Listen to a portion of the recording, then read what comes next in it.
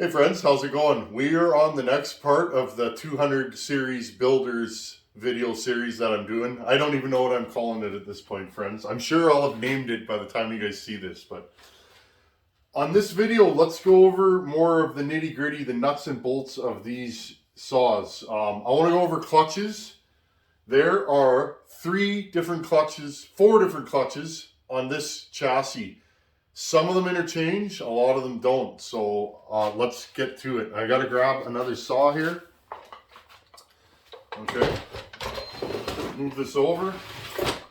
I've been wanting to do this for years, friends, so I'll bring you guys in, just walk you over here. This is exciting. I wanted a super detailed rundown of this because I get these questions all the time. Okay, friends, there are many different clutches on this chassis. I'm bringing you guys in as close as I can. This is the earliest clutch. Now you can spot it right away. It is sealed in, okay? This is what we call a coarse thread clutch, okay? These are getting to be unobtainium. So if you need one of these, you're going to have to look pretty hard. These springs wear out and they get rattly. And the way you know that these saws need a clutch or a spring is when they idle, the chain will keep going. And you can't lower the idle speed low enough to keep the saw idling and not keep the chain from spinning. Okay? Now, this is the earliest of this clutch. This is the second gen of this clutch. Notice the weights are different. Okay, look at the difference in the weights here versus this. Okay, now do not use an impact on these. They usually crack. You see the cracks? Now what happens, friends, is this inner collar is pressed into these. Okay, and what happens when they get loose is that collar will actually start to walk out. I'm actually going to attempt to fix this. I'm going to grind this cap off and weld this collar on.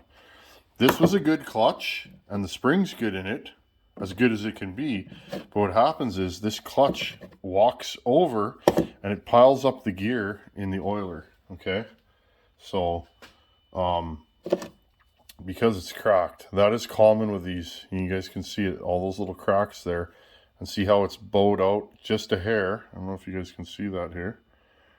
See how it's bowed out just a hair? The center of it? That's because this sleeve is actually pushing out. Okay, and what ends up happening is that's the end of the crankshaft pushing on here, and it'll actually go in. Okay, now this looks exactly like this, but it is not. This is a later style fine thread clutch. Okay, these tend to be better, and these saws will idle a little faster, and you don't seem to have the problems with these. Okay, you can tell right away it's open in the end and it's fine thread, where this is a big coarse thread and a little fine thread. Okay, they're easy to spot. Okay, friends, so again, this does not go on there and that doesn't go on here. Okay, so if you were building these, all the crankshafts are the same stroke and they take the same bearings, but you're going to have to build your crank around what flywheel and ignition you have and what clutch. So be aware of that. Make sure your crankshaft has the right clutch that you want to use. Now, here's our 268 giveaway saw. Fine thread. Fine thread. This is the newest of all the clutches. This will screw onto here. That's why if I'm building a saw, I prefer to find one with a fine thread because then I have options. Here's a 72 clutch. Okay. So this clutch, and this clutch are all interchangeable. If I remember correctly, they all have the same thread, which means you can put any one of these. I like these the best because they will idle at the highest speed, meaning they're not as particular to tuning. When you port these saws, often the chain will want to spin especially with these clutches. Okay. And when these clutches get old, worn, and or weak, when you port your saw will often want to idle at a higher RPM, like a dragster. When you guys hear a dragster, it's idling fast. There's so much fuel and air going through, you will literally stifle the engine off. Okay? So this can be a problem. If you have one of these on your old saw, be prepared that if you port it, you might have clutch issues. You'll have a saw that idles with the chain spinning, and if you put the chain brake on, the saw will often stall because it is idling fast enough that these weights are coming out and actually grabbing the drum enough. That's why you guys will see me a lot of times when I start a saw and I'm testing it. The first start, I'll actually grab this clutch drum to see where my engagement's at. Because to me, I want to idle these as fast as I can. They just run better. So I want to turn that idle up fast enough that the clutch isn't grabbing this. Okay. So that the saw idles better, but slow enough that, you know, we don't have issues with clutch engagement. Because again, if you put the chain brake on with these often, they're so loose and rattly, the saw will stall. Well, that's no good. There are times when you're in the bush that you need a chain brake. So, okay, so that's clutches. So, earliest is this, followed by the second version of the early one. You can tell by the shoes, okay? The shoes are physically different on this one, okay? Followed by this clutch. This is going to cover 266 SE, 162, 61 Ratchet. I don't think these ever had this old clutch on them. These, Johnson Red usually got the newer Go Fast stuff. This is your second version of the early clutch. This is your fine thread, okay? Followed by this, 3 springs. I like this clutch, it works well. Followed by that. That is the latest iteration of this clutch, okay? All the drums are interchangeable. All the oil pumps are interchangeable. It's just the clutch that you're worried about, okay? So, be prepared. If you have a fine thread crank, you're in good shape. If you have a coarse thread, and again, this, and you can spot it right away because the ends are capped, be prepared for clutch issues. Next, we're going to do top ends, friends. Just let me move off the bench here. Let's do top ends. Okay, let's start with the 48 millimeter top ends, okay? I want you guys to see this. I'm going to show you a quick way, more or less, to know what top end you have, other than you took it off and you rode on it, okay? This is a 61 Rancher. Now, I want to show you guys something, because this is quite interesting. This is an original top end, by the looks of it, because it's got the Husky number. There is no number here, though. So, right there, I'm going to say this is a KS cylinder, KR. I can't remember. I think it's KS. Okay, well, look at the transfers, friends. Now, those of you who are chainsaw nerds like me, you know where these transfers came from. Those are partner transfers. When I take that partner apart that LT Bradley sent us, you'll see these transfers come right out of the partners. They look pretty much the same. Okay, so there's your open port 48 mil top end. Now, I didn't know this when I started this journey, but 48 ZN5. Okay, you guys see that? 48 is the bore. Okay, it's an original Mahle cylinder, 48 630 Super. Okay, look at those nice little closed transfers. A small offset combustion chamber. Intake. Okay. Same intake as a 266, believe it or not. Interesting, eh? Now, so 48ZN. So 48 is the bore. The last number is usually the iteration of the series, how far in the series it is. I'll show you that, guys, that with the next set of cylinders. Okay, so the 630 Super and 162. What do we got here? 48ZN5. Now, I have had many of these saws, 630 Supers and 162 SEs. They always have the same cylinder on them. They're the same saw. I can't tell one from the other. Okay.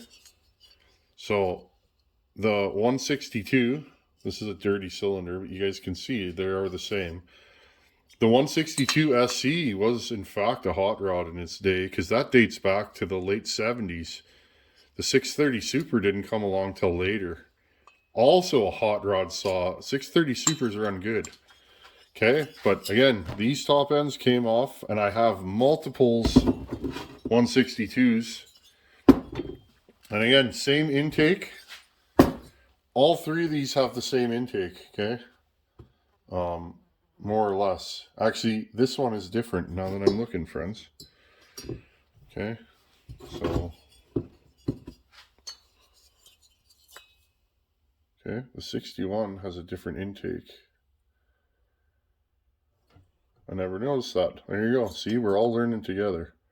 Okay? So notice that. This is probably a newer 61 with a newer intake. Okay, so that covers your 60cc. Here's a 266. 266 late. These are both 266 lates. I do not have an early 266 top end currently off of a saw. I could pull one. Let me see if I got one, friends. Sorry, friends, I do not have one. So there you go. I'll try harder next time, friends.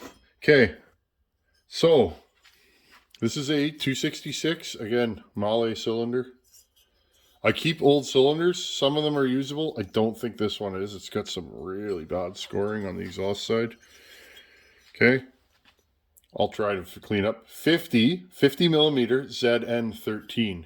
13 is the last of the 266s. So this is a late 266 cylinder, okay? If the early ones, 50 ZN11 is the early 266 cylinder. I wish I had my 66 here because I could show you guys that. That has an early cylinder. 50 ZN13. This is also an early 266 cylinder. Now notice, friends, same intake as the 162 630 John's thread. Notice, transfers are exactly the same. They're pretty much the same size. Intake is wider on a 266. Okay. Exhaust port is wider. Good example of why these are good running saws. Okay. So now we have a 268. What is the difference? This is a factory Mahle 268 cylinder.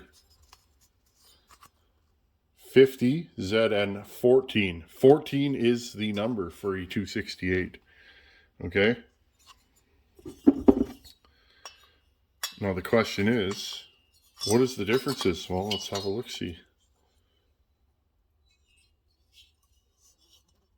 Weird, friends. They look the same.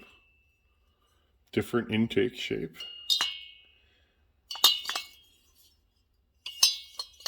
Interesting, isn't it? So what did they do? They squared off the intake. The intake is slightly taller, so more aggressive intake timing.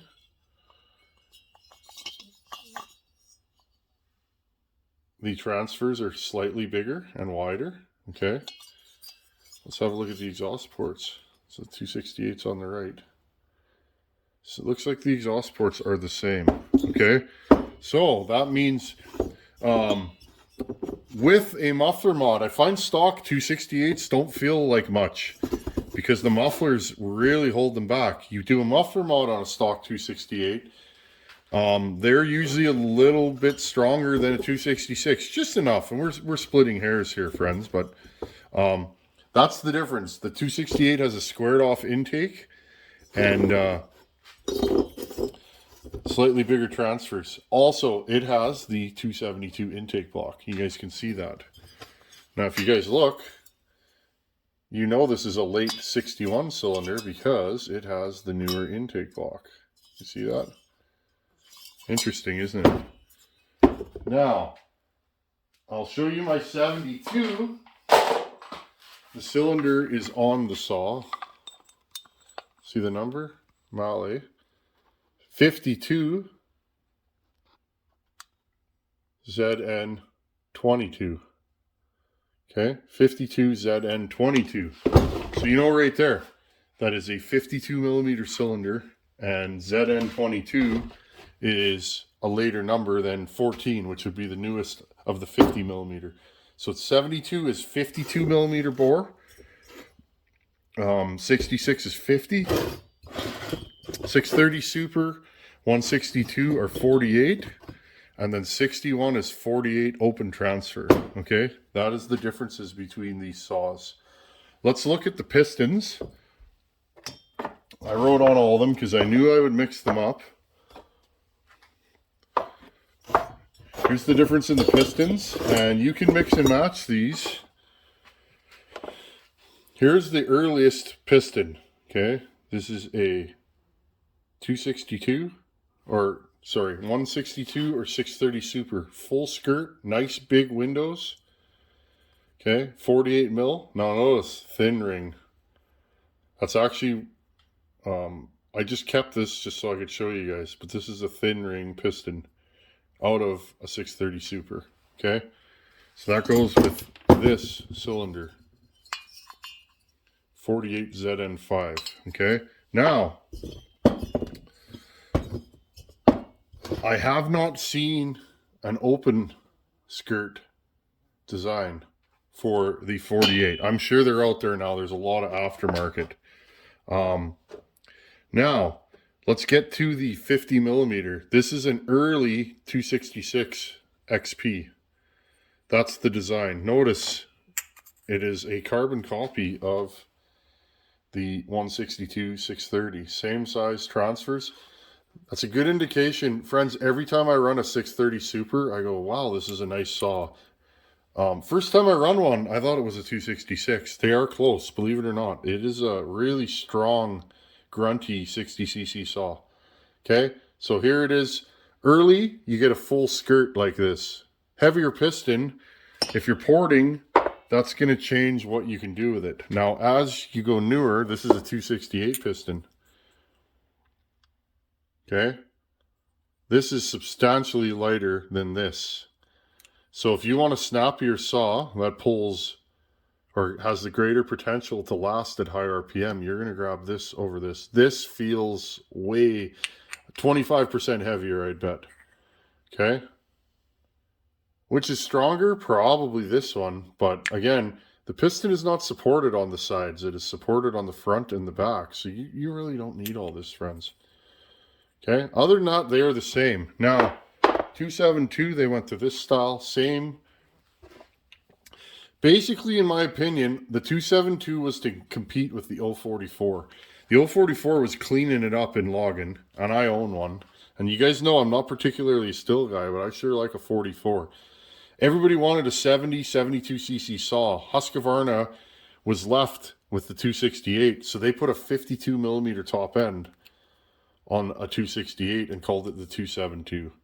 I think they missed the mark. I am a diehard Husqvarna guy. You guys know that. I think the 68 and 66 were better saws. I think the 44 is a better saw. An 044 is a better saw than a 272, in my opinion. And I own both, so you guys rarely see me swinging my ported 272, but I'll run my stock 044. So maybe it's just me. So those are your top ends, friends. They all bolt right on. Your carburetors now. Let's go to carburetors very briefly, and I have them right here. Okay. The earliest saws have one S163A. It is a small small Venturi carb. Okay? That'll be your 266s, your 630 Supers, your 61s, whether Rancher or Practica, all have that little carb. Look how small the hole is in there, okay? Now there's multiple carbs. I just grabbed a few. This is where they start getting bigger. S224, okay? Look at the size difference. Hope you guys can see that.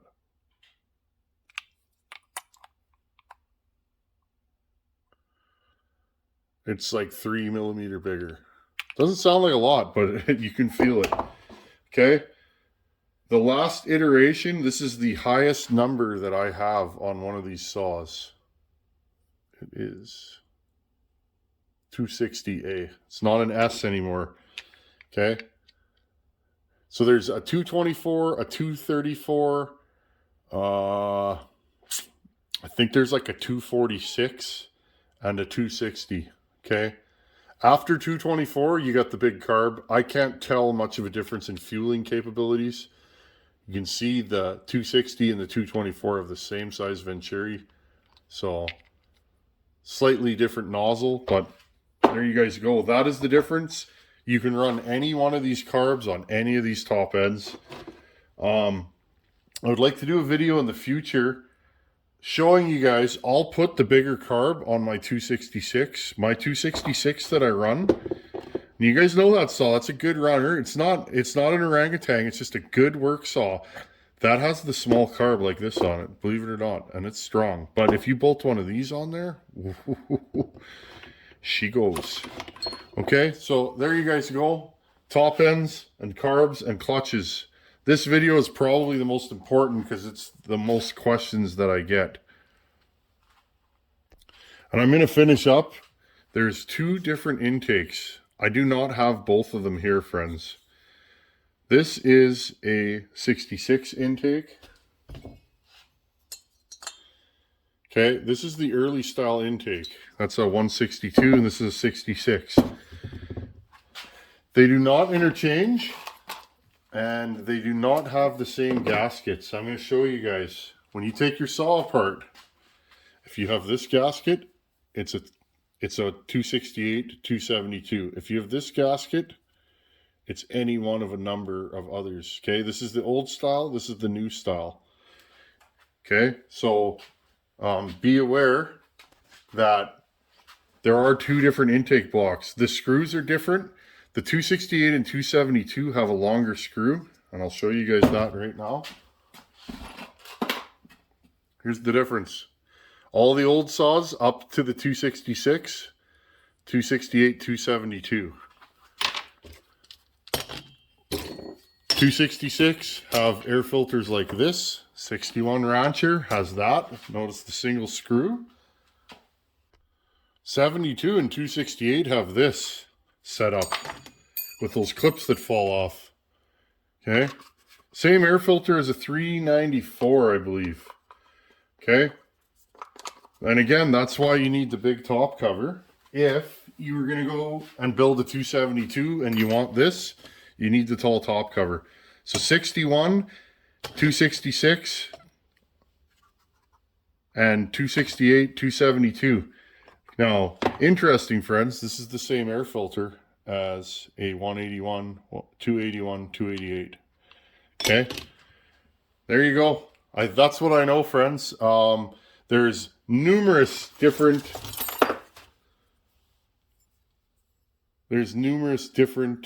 dogs for these saws. They all interchange. You can mix and match. There's the aluminum ones that are straight for log building. These were log building ones. That's what we call them around here. Somebody filed grooves into it. Okay, you have this style, that style. There's smaller ones. Okay, so there you go. That's what I know, friends. Okay, friends, that concludes this series. I'm sure I left out a lot of things. Handles, I have some on the floor. They're all the same. Other than, and I covered it in the first video, the Johnson's don't have this. Don't have the fast idle. And the old metal tanks take different AV mounts than the newer ones. So if you have a plastic tank, they all take the same AV mounts. If you have a metal tank, those are totally different. Other than that, they all mount the same, they all fit, they have the same I'm not even sure what they call it, friends. The same rod to control your throttle. The chokes interchange, although the John thread choke is a slightly different angle than the Husqvarna. But that's the thing, friends. You can really mix and match with this series. There are lots of them out there. They sold millions and millions. They're tons of fun. If you guys have anything to add, please post in the comments anything that you know that I didn't cover in this. I didn't cover flywheels. I don't know enough about them. The 272 has its own flywheel, at least mine does. The 268 has a different flywheel. The 61 and early 66 have a different flywheel. And the mid 66 has a different flywheel. There's 6 or 7 different combinations, or 5 or 6.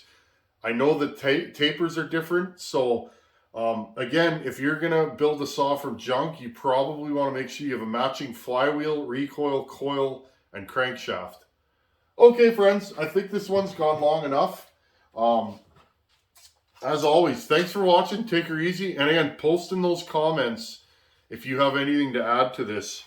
I've built more of these than any other saw, so they're probably... I'm not an expert on any saw, friends. I know just enough to be dangerous.